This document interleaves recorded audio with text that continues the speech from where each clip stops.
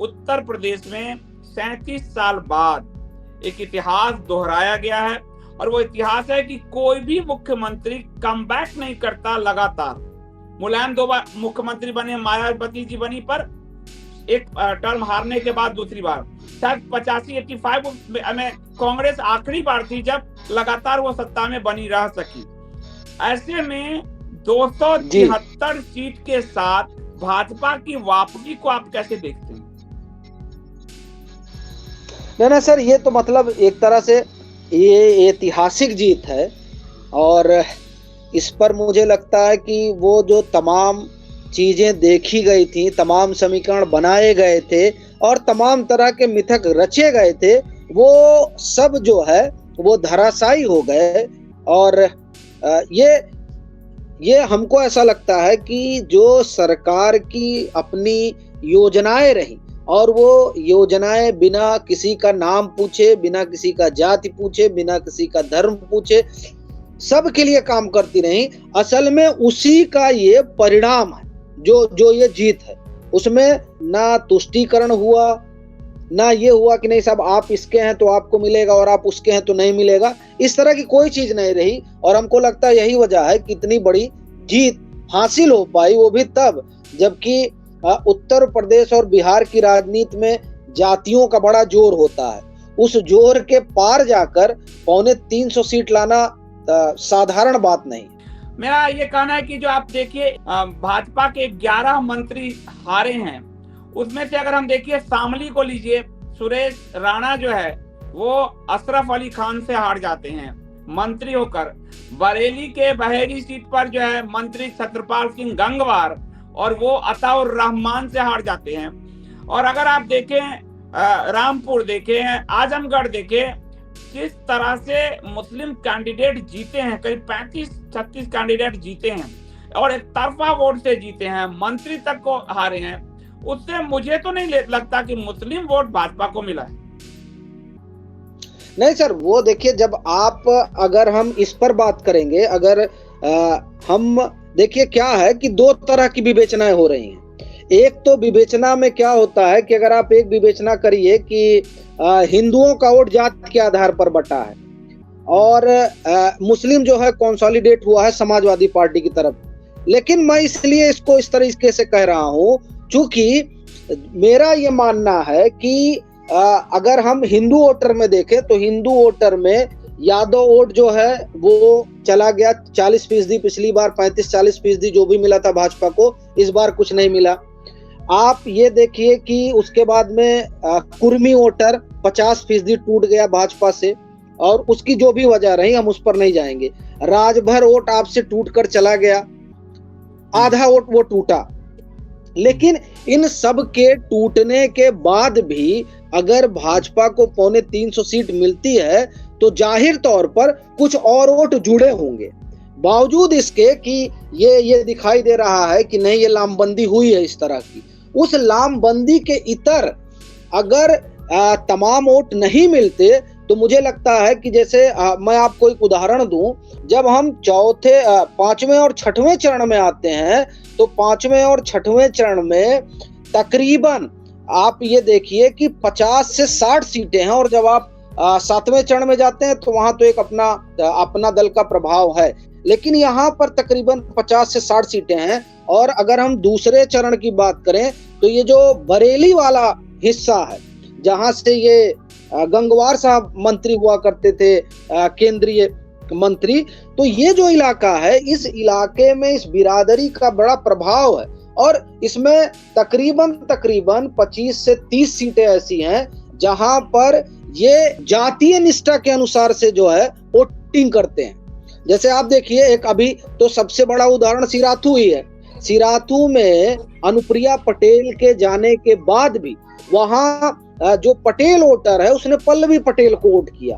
तो ये जातीय निष्ठा जुड़ती है, लेकिन इसके बाद भी मुझे ऐसा लगता है कि ये तमाम निष्ठाएं जुड़ी हैं, फिर भी तमाम लोगों ने वोट किया।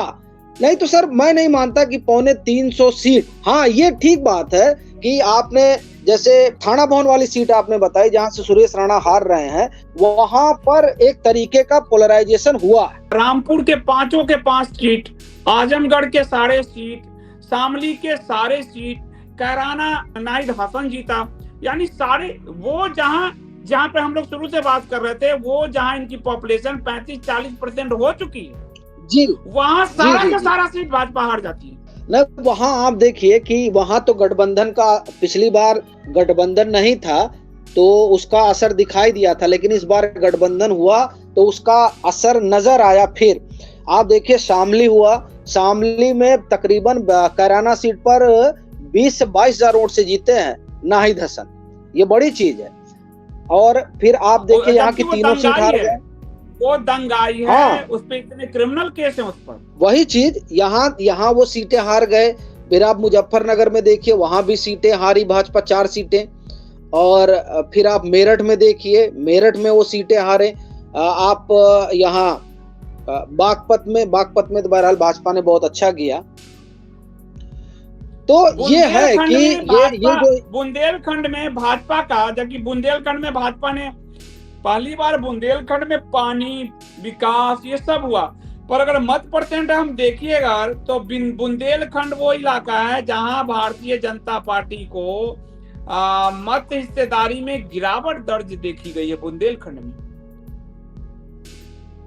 नहीं सर, देखिए हम लोग ये बराबर बात कर रहे हैं कि जातियां टूटी हैं, वहां भी जातियां टूटी हैं।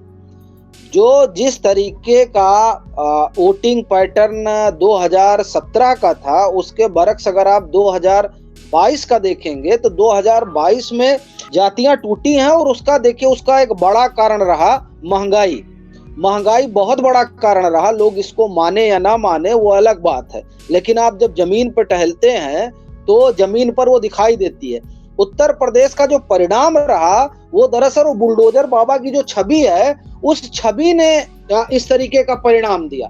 नहीं तो वो कहते हैं ना कि महंगाई जिस तरीके से आम आदमी को परेशान कर रही है, उससे लोग बहुत नाराज थे। और ये नाराजगी समाजवादी पार्टी के सीट में दिखती है। जो पार्टी 50 सीट पर थी, वो तकरीबन 2.5 गुना अपनी सीट बढ़ा लेती है। ये बताता है कि जैसे हम रोहिलखंड को ले लें, यहाँ रोहिलखंड में 52 सीटें हैं। और यहाँ पर जो 2017 में जो भाजपा के पास सीट थी, उसमें से 10 सीट सपा ले गई और सपा का एक भी सीट नहीं हारा। सपा तो अपना मेंटेन रखी, उल्टा 10 सीट भाजपा वाला वो तोड़ के जो है ले गई। और सपा गठबंधन को पूरे मुस्लिम बहुल इलाके में 43 यानी 42.5% वोट मिला है। ये पिछले बार की अपेक्षा करीब 13% वोट का जंप है, 13% जंप है। यानी मुस्लिम तो एक मुश्त हो के मुझे दिख रहा है सपा को वोट कर रहा है। जी, इस बार, पिछली बार उसने बसपा को भी दिया था, लेकिन इस बार उसने बसपा को वोट नहीं किया और वो सीधे एक मुश्त हो गया समाजवादी पार्टी की तरफ कि समाजवादी पार्टी ही वो दल है जो हरा सकती है भाजपा को। तो इस वजह से वो लोग पूरी तरह से पोलराइज हुए। और मुझे ऐसा लगता है कि इन लोगों के दिमाग में ये बात भरने की बहुत बड़ी भूमिका तो उन सो कॉल्ड इंटेलेक्चुअल की है, जो लोग जब मुस्लिम पोलराइजेशन होता है तो उसे कम्युनल नहीं मानते हैं, लेकिन अगर हिंदू पोलराइजेशन हुआ तो उसे कम्युनल कहते हैं कि नहीं, अब ये सब तो कम्युनल हो गए। मुझे लगता है कि ये बहुत बड़ी भूमिका है। अभी आप जो कम से कम उस बेल्ट के जो विश्लेषक हैं, जो लुटियन दिल्ली में बैठते हैं, वो लोग का जो विश्लेषण है और उन लोगों का, मुझे लगता है कि सर वो लोग ग्रूम करते हैं एक तरीके से कि नहीं, ये कम्युनल फोर्सेस हैं और इनके लिए आपका मत व्यवहार ऐसा होना चाहिए। अब समस्या ये हो गई कि वो कहते जो है वो वाकई में 80 बनाम 20 हो गया। और जितेंद्र जी, अब हम रोहिलखंड से बाहर निकले, पश्चिमी से बाहर निकले, तो हम अवध जाते हैं जो भाजपा का गढ़ माना जाता है। हम सब भी चर्चा की, आपने रेगुलर कहा कि अवध में तो आंख बंद करके भाजपा जीतती है। लेकिन यदि अगर हम देखें तो अवध में जो है 73 सीट से भाजपा गठबंधन को पिछली बार जो है 65 सीट मिली थी, इस बार 53 सीट मिली है। यानी उसमें भी 10-12 सीट जो है कम रही है, 12 सीटें। और ये सपा ने इस बार अवध में अच्छा प्रदर्शन किया है आप देखिए तो। और हालांकि भाजपा का वोट परसेंट बढ़ा है, इसमें 4% बढ़ा है, लेकिन सीटें करीब 12 सीट कम हुई है और सपा का करीब 4% वोट बढ़ गया है, सपा की सीट भी बढ़ी है। तो अवध क्षेत्र में क्या हुआ, महंगाई का असर था अवध क्षेत्र में कि 10-12 सीट कम? देखिए सर, जब जैसे जैसे हम आगे बढ़ेंगे, देखिए जब हम पहला दूसरा चरण तो एक अलग तरीके का चुनाव अलग होता है और वहां के मुद्दे अलग होते हैं, लेकिन जब हम अवध बेल्ट में आते हैं तो अवध बेल्ट में जो यहाँ पर दो चीजें सबसे ज्यादा प्रभावी रही। एक तो जो हमने बताया कि तमाम जो बिरादरियां टूटी, उनमें एक वो खिसकी और वो खिसक कर समाजवादी पार्टी की तरफ गई। दूसरा, यहाँ पर जो एक बड़ा मुद्दा रहा वो आवारा पशुओं का मुद्दा यहाँ बड़ा रहा। और तीसरी बात मैं ये कहूंगा कि अवध में दरअसल भाजपा इसलिए बच पाई क्योंकि मंदिर रुक जाएगा ये डर लोगों में इतना घर कर गया था कि जिस अयोध्या को माना जा रहा था कि निकलेगी नहीं, वो अयोध्या भी निकल गई और अच्छे मार्जिन से निकली। तो ये 2-3 कारण रहे अवध में जिसने प्रभाव डाला। लेकिन मंदिर जिसे लोग डिनाई कर रहे थे कि नहीं अब तो वो कोई मुद्दा नहीं रह गया, वो मेरी जो अपनी बातचीत है उसमें मैं ये पाया कि नहीं, मंदिर जनमानस में एक मुद्दा है और वो चाहता है कि अगर सरकार नहीं रिपीट हुई तो मंदिर रुक जाएगा। ये मैं इस बेल्ट में ये मुद्दा मैं देखा और मैं चौंका था, क्योंकि मैं भी मान के चल रहा था कि अब कम से कम ये कोई मुद्दा नहीं होगा। जी, एक बात तो अच्छा रहा जितेंद्र जी कि हमने और आपने कहा था कि फर्स्ट और सेकेंड फेज जो है वो सपा को मार्जिन देगा और फर्स्ट और सेकेंड फेज में भाजपा जो है वो 2017 को नहीं दोहरा पाएगी, वो दिख रहा है। हमने अपने एक और भी बात की थी, छठा और 7वां फेज जो पूर्वांचल का फेज है, छठा का कुछ और 7वां फेज पूरा जो है, और पूर्वी क्षेत्र में करीब जो पूरा पूर्वी क्षेत्र 81 सीट होते हैं करीब जो है, कौशाम्बी, मऊ, आजमगढ़, गाजीपुर, ये सब मिला के।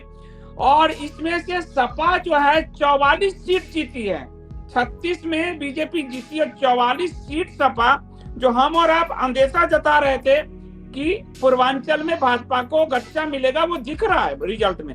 मतलब भाजपा पिछड़ी हुई है सपा से, 36 सीट भाजपा को और 44 सीट मिली है सपा को।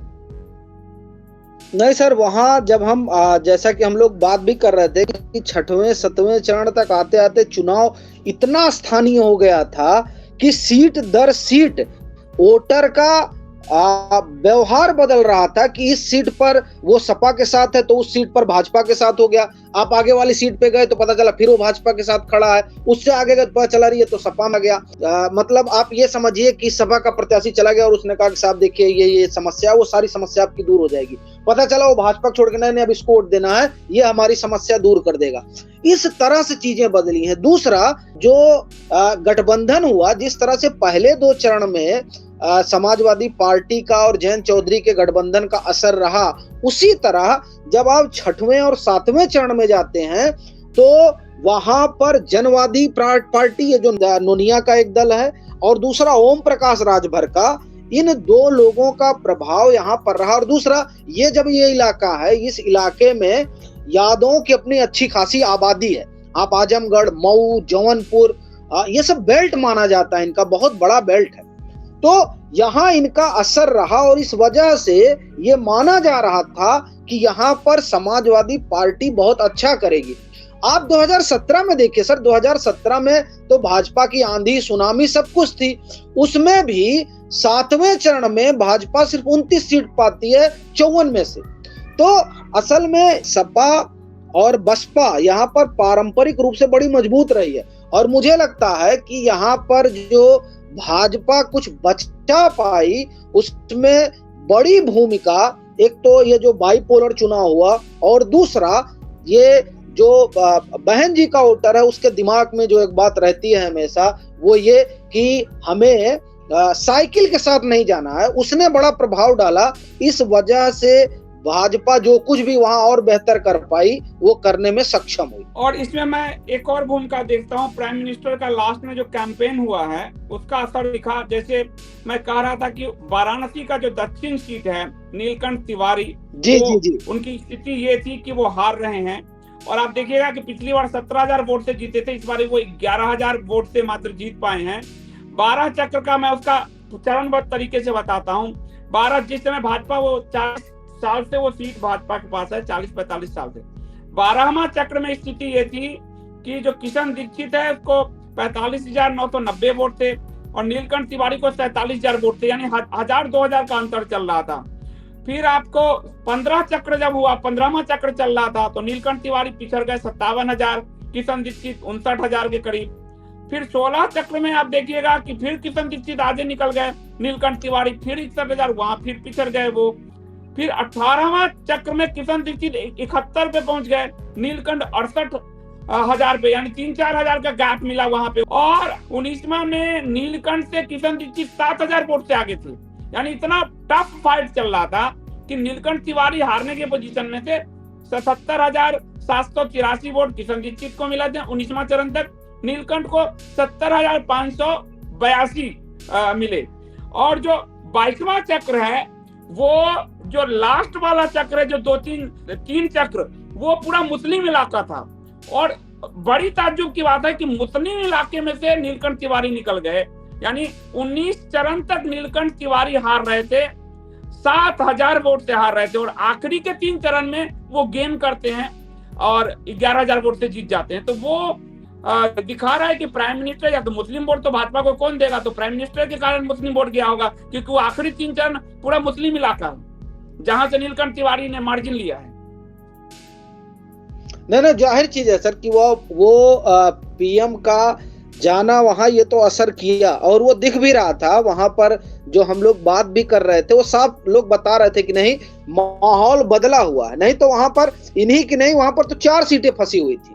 4 सीटों पर यह माना जा रहा था कि स्थिति गड़बड़ हो सकती है, लेकिन सब यही कह रहे थे कि नहीं, पीएम आए हैं तो जाहिर तौर पर उसका असर पड़ेगा और ये सीटें निकल जाएंगी। अब वहां पर चर्चा हो रही थी, और चर्चा वहीं पे नहीं, मैं तो ये कहूंगा कि आसपास की तमाम सीटों पर इस तरह की चर्चा थी कि अब हो सकता है चीजें बदलें। वो उसमें तो बदली, कम से कम यहाँ की सीटें।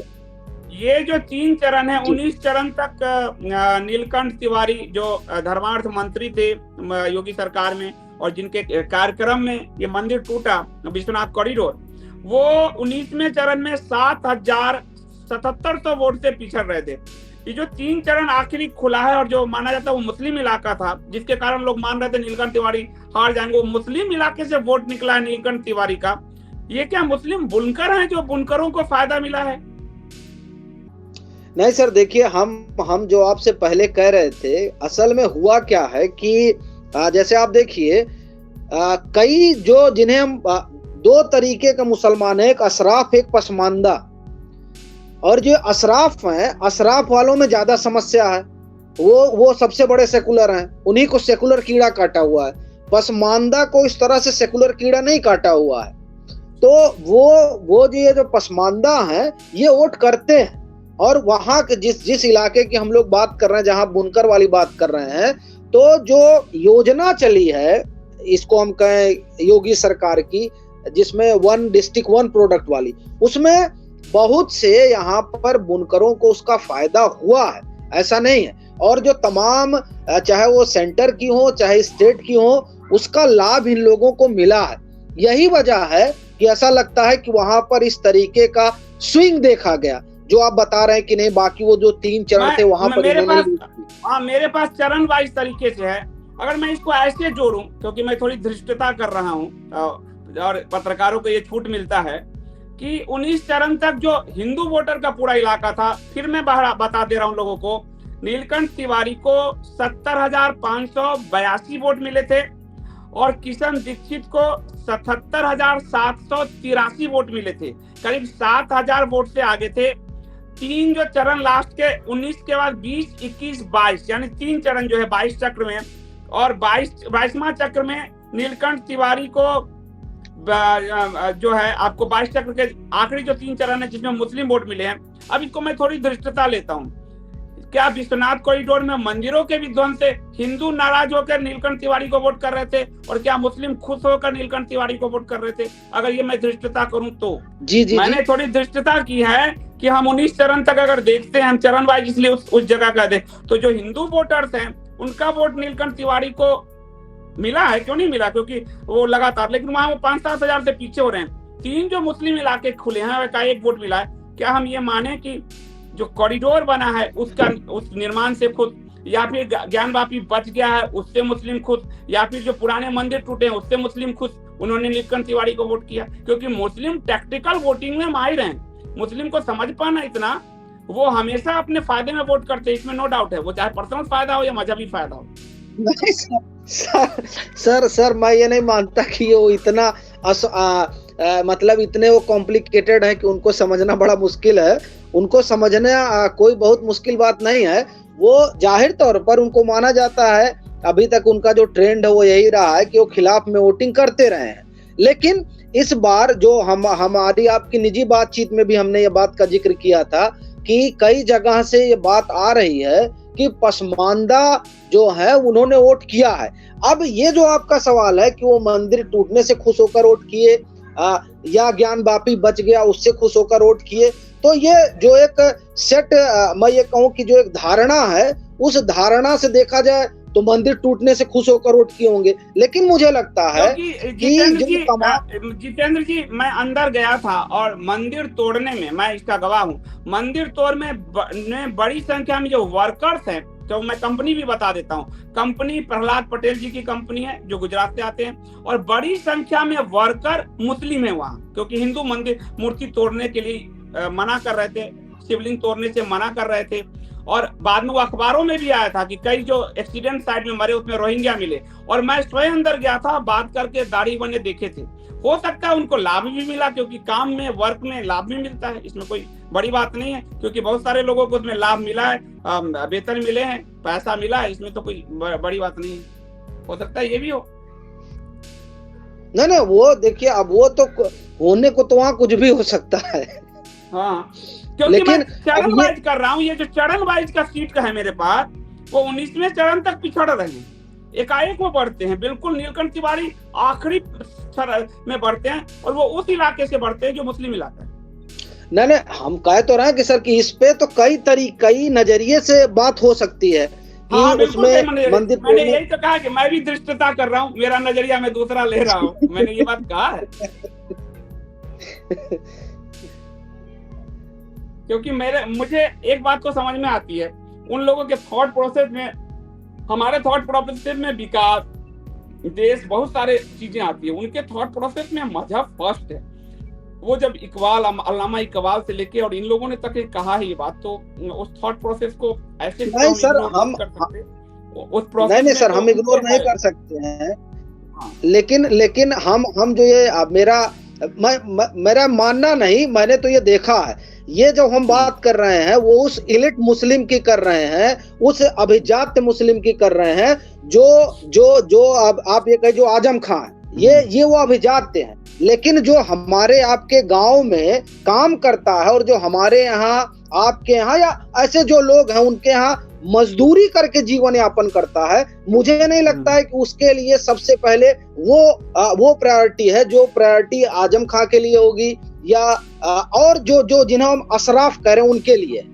ये मुझे नहीं लगता है सर। कि जैसे नदीम खान है कैराना से, वो जेल में बंद है, दंगाई है, जी, लेकिन उसको जिता लिया जाता है उसके तो अगर कैराना से अगर आप देखें, हमारी प्रति उनकी सहमति होती उस समुदाय की कि यार यहाँ हिंदू मुस्लिम साथ रहने चाहिए, और ये बदनाम हो रहा है कैराना, हम ऐसे दंगाई को नहीं जिताएंगे, हिंदू भी मेरे पड़ोसी हैं, मेरे भाई हैं, एक देश है, ये थॉट अगर उनके अंदर होती तो कोई भारतीय जनता पार्टी का जीतता न, वो एक दंगाई जीत जाता है। आप जिसपे कैराना में लोगों को, हिंदुओं को निकालने का आरोप है, हिंदुओं का घर पलायन करवाने का आरोप है, वो नाहिद हसन जेल में रहकर जीत जाता है। ये एक बहुत बड़ी विडंबना है। ये नहीं, विडंबना तो सर तब होती ना जब वहां से हुकुम सिंह हारते। ये तो दोनों का एक ही परिवार है ना, नाहिद हसन और मृगांका सिंह, परिवार तो एक ही है। ये पहले एक ही परिवार से आते हैं जो बाद में मुस्लिम हो गया, और ये अभी जो है हिंदू के हिंदू हैं। तो मैं इस चीज को इस तरीके से तब देखता जब वहां से हुकुम सिंह भी हारते, और हुकुम सिंह वहां के बड़े नेता रहे और वो बराबर जीतते रहे। ये बात है कि क्योंकि मुसलमान मेरा अभी भी मैं उन पे बहुत ज्यादा भरोसा करने के मूड में नहीं रहता हूँ, मैं आपको साफ बताऊं, क्योंकि मैं बिल्कुल भी इस मामले में बहुत साफ हूँ कि उनका वो बहुत टैक्टिकल वोटिंग करते हैं कि जो भी भाजपा को हरा सकता हो वोटिंग उनकी वहां होती है। फिर दूसरा उनकी वोटिंग वो होती है कि जो उनका मजहब का वर्ग खड़ा है वो जीते। और टैक्टिकल वोटिंग का मैं उदाहरण भी आपको दूंगा कि 1936 में वो कांग्रेस को वोट देते हैं जब तक कि स्थिति स्पष्ट नहीं होती कि पाकिस्तान बनेगा। लेकिन 1940 में जिन्ना ज्यों ही लाहौर अधिवेशन में पाकिस्तान की घोषणा करते हैं, 46 में सारा मुस्लिम भारत का मोहम्मद अली जिन्ना की पार्टी को वोट करता है। वही मुस्लिम जो कांग्रेस को वोट कर रहा है वही सारा मुस्लिम वोट करता है। नहीं देखिए सर, जब आप इस तरह की बात करते हैं तो इस तरह की जातीय आइडेंटिटी तो हिंदुओं में भी है। आप देखिए जातीय आइडेंटिटी है कि लोग अखिलेश यादव को वोट करते हैं, ये जातीय आइडेंटिटी ही है कि अपना दल को वोट करते हैं, ये जातीय आइडेंटिटी ही है कि जहां पर ये देखते हैं कि नहीं अगर यहाँ हमारी बिरादरी कैंडिडेट नहीं है तो हम इसको वोट नहीं करेंगे। दरअसल ये जो आइडेंटिटी वाला मसला है, मैं तो इसको मानता हूँ, ये तो भारत की राजनीति क्या ये है ही जातीय, जैसे हिंदुओं में जातीय आइडेंटिटी है उसी तरह उनमें मजहबी आइडेंटिटी है, ये मैं कह ही रहा हूँ ये बात। हाँ वही हमारा भी यही मानना है कि दरअसल आइडेंटिटी दोनों तरफ है। दोनों मैं वही आइडेंटिटी दोनों तरफ है, पर एक का मजहबी आइडेंटिटी है, एक का जातीय आइडेंटिटी है। एक में समाज बिखर रहा है, एक में उनका समाज जुड़ रहा है।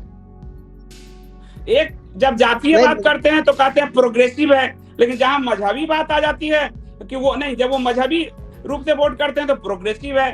जातीय आधार पे जब हम छोड़कर हिंदू पे करे तो हम कहेंगे कम्युनल है। तो वो जो पैटर्न चला हुआ है वो पैटर्न तो है ही खतरनाक। एक ये टुडे चाणक्य का भी सर्वे था, करीब करीब भाजपा को जैसे ब्राह्मण विरोधी बता रहे थे सब, क्या क्या ब्राह्मणों ने सबसे ज्यादा भाजपा को वोट किया है। लोगों ने कहा कि ब्राह्मण तो हम अगर जातीय देखे राजपूतों ने हो जाटव ने हो इन सब ने अच्छा खासा वोट किया है। मुस्लिम का वोट वही भाजपा का पुराना पैटर्न 6-8% पे आता है। ये रहा टुडे चाणक्य का सर्वे।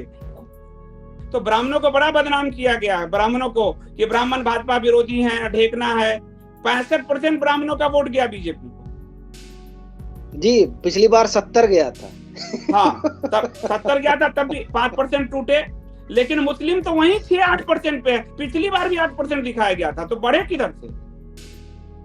नहीं ये तो सर अब टुडे चाणक्य का है। टुडे चाणक्य का तो कोई मतलब इन्होंने तो सर्वे किया होगा, अभी तो हमको ऑथेंटिक जाति आधार पे तो अभी कोई सर्वे पेश भी नहीं करेगा चुनाव आयोग या कोई भी, वो तो चैनल ही कोई करता है। जातीय आधार पे वोटिंग का तो जी। मुझे नहीं लगता कि कोई साइकोलॉजिस्ट करता है। जो सर्वे वाली एजेंसियां हैं जो चैनल पे दिखाती हैं वही करती हैं, बाकी तो कोई करता नहीं है। उनका भी आप देखिए पिछली बार 6-8% ही है मुस्लिमों वोट, मतलब भाजपा के लिए 8% फिक्स कर दिया है इन्होंने। नहीं सर देखिए, ये दरअसल हमको लगता है ना कि कुछ धारणाएं हैं जो इन लोगों ने सेट की हैं। हम अपनी आप की बात नहीं कर रहे हैं। ये जो लोग जो इस तरीके का सर्वे, चूंकि ये इन्हीं लोगों ने एक तरह की धारणा सेट कर रखी है और उसी धारणा में ये भाजपा को ये दिखा रहे थे कि नहीं भाजपा तो इस बार जा रही है। और उस धारणा से जो लोग बाहर निकले उन लोगों ने थोड़ा ठीक देख पाए कि नहीं ऐसा हो रहा है या इस तरीके का नहीं होगा जैसा ये लोग सोच रहे हैं। चलिए इन पे तो बहुत विश्लेषण हो सकती है, इनके तो विश्लेषण से देश बटा हुआ है, तो क्या कहे। तो अब आखिरी प्रश्न में हम आते हैं कि भाजपा आपने पूरा ग्राउंड पे किया था, भाजपा 300 क्यों नहीं ला पाई? 300 माना जा रहा था, 326 जो पिछली बार मिला था, और माना जा रहा था मेरे में तो 290 तक ही आ रहा थी, 300 नहीं छू रहा था। लेकिन कई सर्वेज और काफी बात हो रही थी कि 300 सीट ले आएंगे।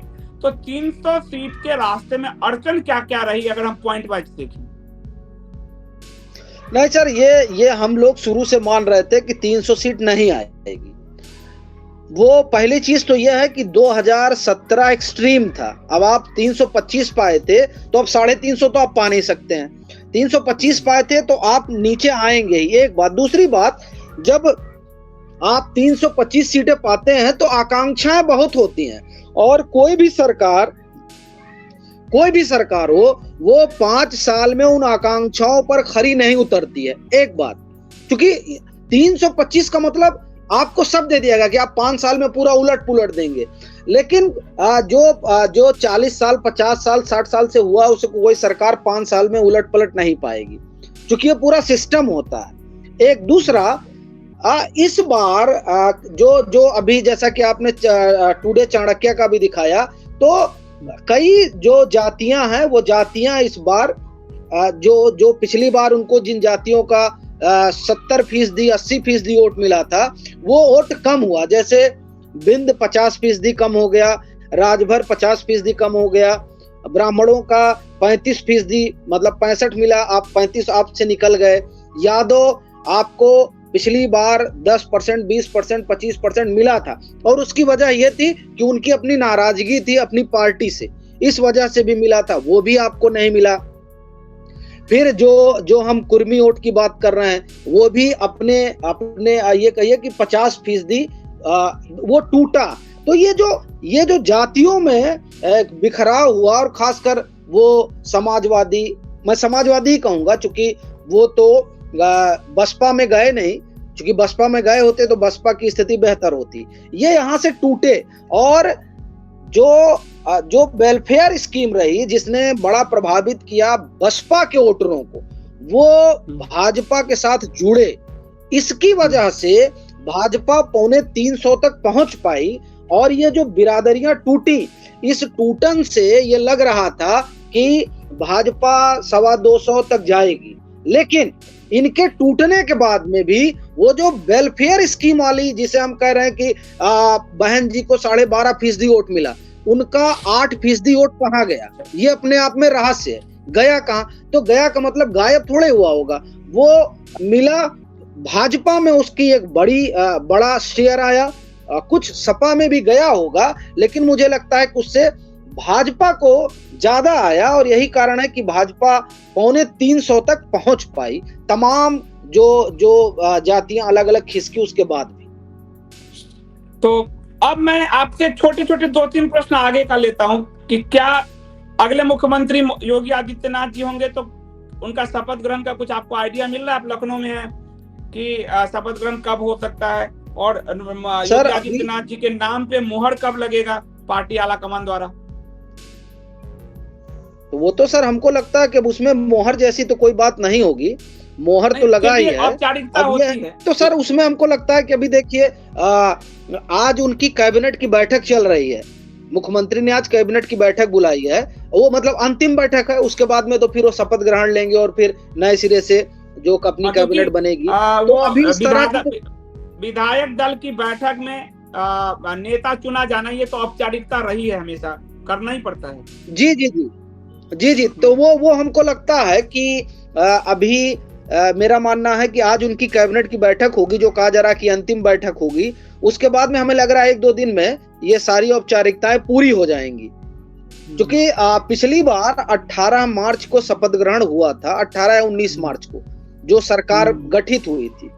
तो मुझे लग रहा है कि ये आज जो अंतिम बैठक है कैबिनेट की, वो हो जाएगी। उसके बाद में नए सिरे से जो तमाम औपचारिकताएं हैं वो हमको लगता है 2-3 दिन में पूरी हो जाएंगी। लेकिन अभी इस तरह की कोई चर्चा है नहीं कि ये जो औपचारिकता है कब पूरी होगी, इस तरह की अभी कोई चर्चा यहाँ है नहीं।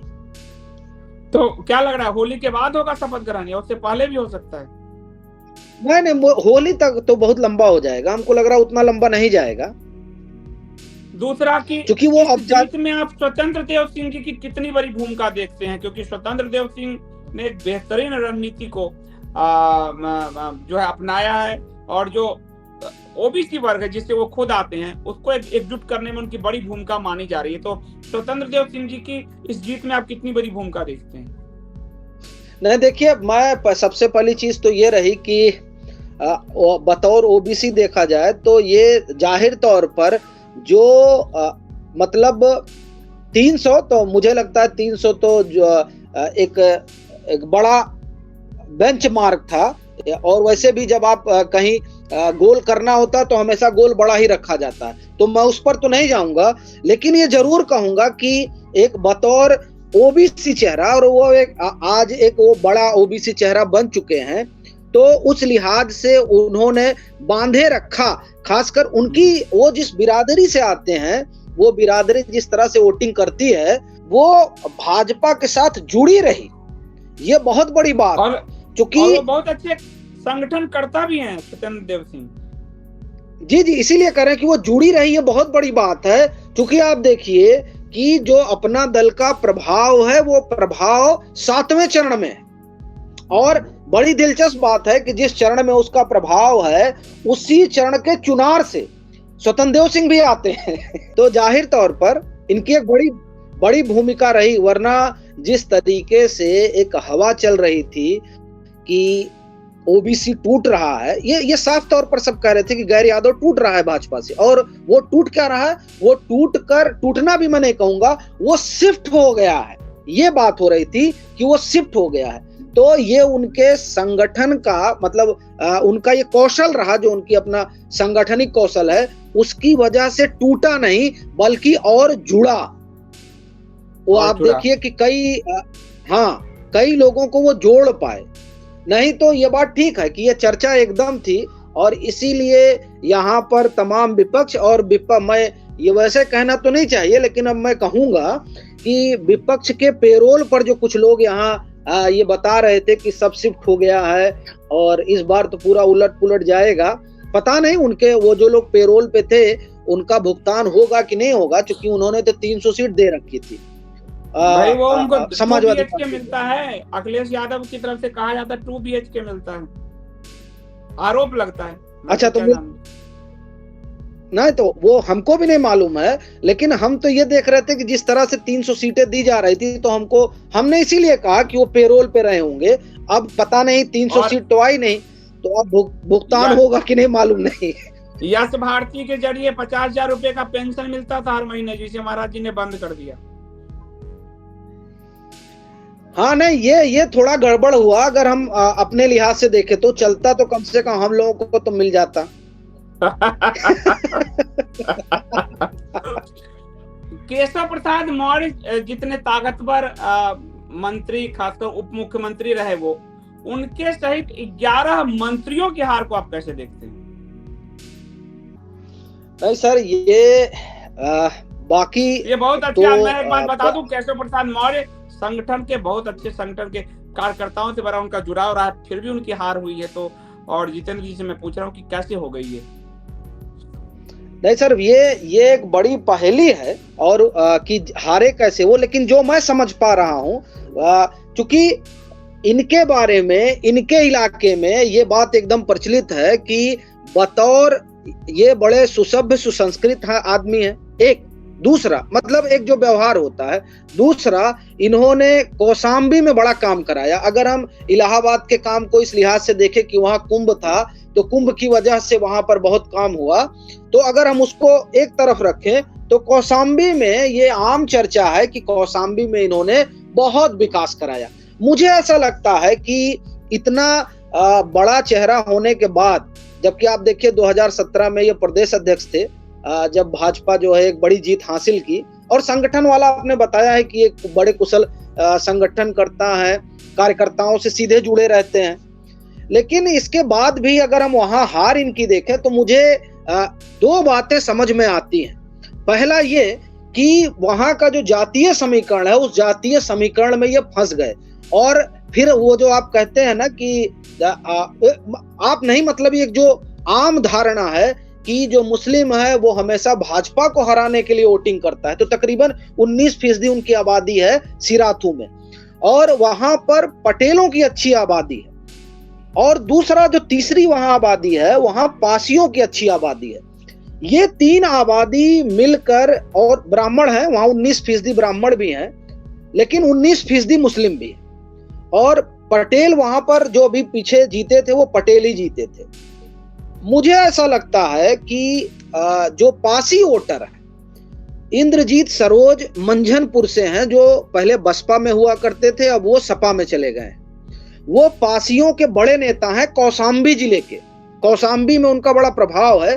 कौशाम्बी में 3 सीटें हैं, उसमें 1 सीट सिराथू भी है। मुझे ऐसा लग रहा है कि जो पटेल वोट है वो पल्लवी पटेल के साथ चला गया, और इंद्रजीत सरोज की वजह से जो पासी वोट था वो समाजवादी पार्टी में गया। मंझनपुर से वो लड़ रहे हैं और कौशाम्बी की 3 सीटें सपा जीती है। ये बड़ी बात, जो जहां भाजपा हुआ करती थी। तो एक तो पटेल वोट चला गया पल्लवी पटेल के साथ, वहां पर अनुप्रिया पटेल का आना कोई बड़ा प्रभाव नहीं डाल पाया। दूसरा, मुझे लगता है कि वहां जो मुस्लिम वोट था वो समाजवादी पार्टी को मिला ही गठबंधन की वजह से। और तीसरा, इंद्रजीत सरोज का अपना प्रभाव जो पासियों पर रहा, उसकी वजह से एक हिस्सा जो है वो चला गया पल्लवी पटेल के पास। इसी वजह से मुझे लग रहा है कि वहां पर वो हारे। समीकरण जो वहां का जातिगत समीकरण था, उस समीकरण में ये फंस गए।